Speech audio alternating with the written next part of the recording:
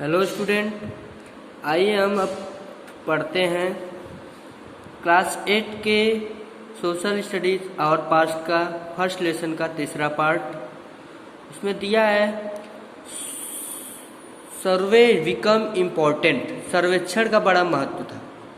सर्वेक्षण का बड़ा ही महत्व था। The practice of surveying also became common under the colonial administration. The British believed that a country had to be properly known before it could be effectively administered. By the early 19th century, detailed surveys were being carried out to map the entire country. In the village, revenue surveys were conducted. The effort was to know the topography, the soil quality, the flora, the fauna, the local histories, and the cropping patterns. All the facts seen as necessary to can about to administers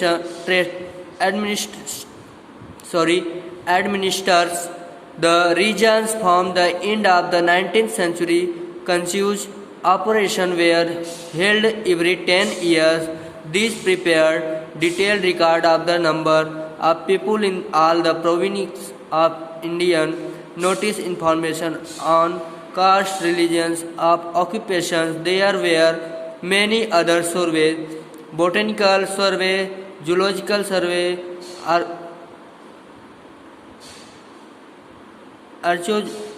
archaeological surveys, anthropological surveys, forest surveys. इसमें दिया है, इसमें पूरा इसका अर्थ है औपनिवेशिक शासन के दौरान सर्वेक्षण का चलन भी महत्वपूर्ण होता गया।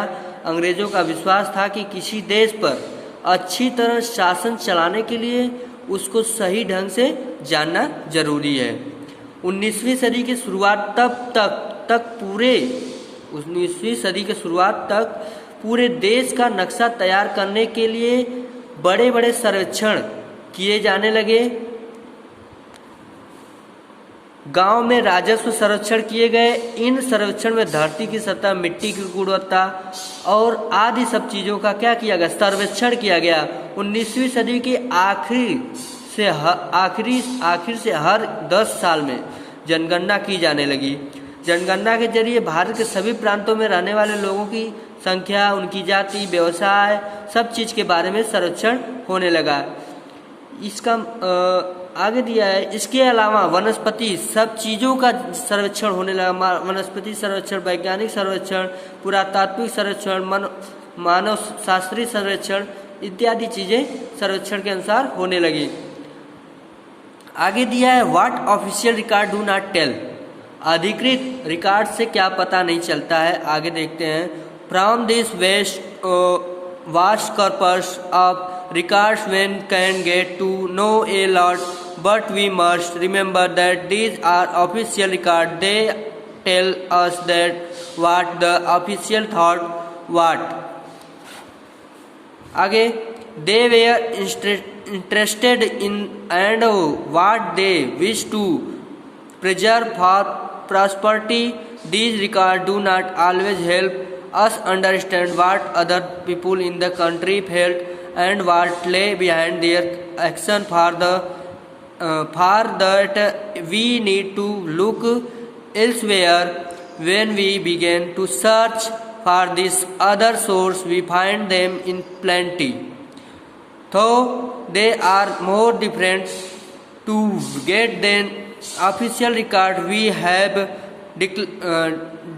diaries of people, account of pilgrims and travelers, autobiography of important personalities, and popular booklets that were sold in the local bazaar as printing. Separate newspaper were published and issues were adopted in public. Leaders and reforms wrote the ideas, poets and novelty, इसका इस सब के बारे में दिया गया है आगे। रिकॉर्ड के इस भंडार से हम बहुत कुछ पता लगा सकते हैं, फिर भी इस बात को नज़रअंदाज नहीं किया जा सकता कि ये सारे सरकारी तस्वीरों को भी बहुत ध्यान से देखना चाहिए। उनसे हमें चित्रकार की सोच पता चलती है। 1857 के विद्रोह के बाद अंग्रेजों द्वारा की गई सचित्र पुस्तकों में यह तस्वीर कई जगह दिखाई गई है।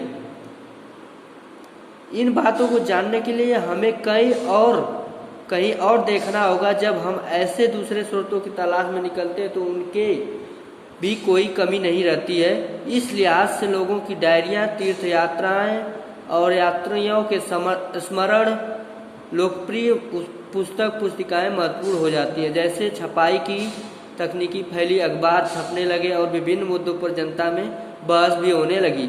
लेकिन ये सारे स्रोत उन लोगों ने रचे जो पढ़ने लिखने जानते थे। इनसे हम यह पता नहीं लगा सकते कि आदिवासी किसान, खादानों में काम करने वाले मजदूर या सड़कों पर जिंदगी गुजारने वाले गरीब किस तरह अनुभव से गुजर रहे थे। मतलब वो सब लोग क्या थे, पढ़े लिखे थे, जिससे और जो गरीब लोग थे, आदिवासी लोग थे, उन लोगों के बारे में वो लोग कैसे ज़िंदगी गुजार रहे थे, उन सब के बारे में हम इन रिकॉर्डों से नहीं पता कर पाएंगे कि वो सब कैसे रह रहे थे। ये चैप्टर समाप्त हो गया। आगे हम अगले पार्ट्स में, अगले वीडियो में वर्ड मीनिंग लिखवाएंगे।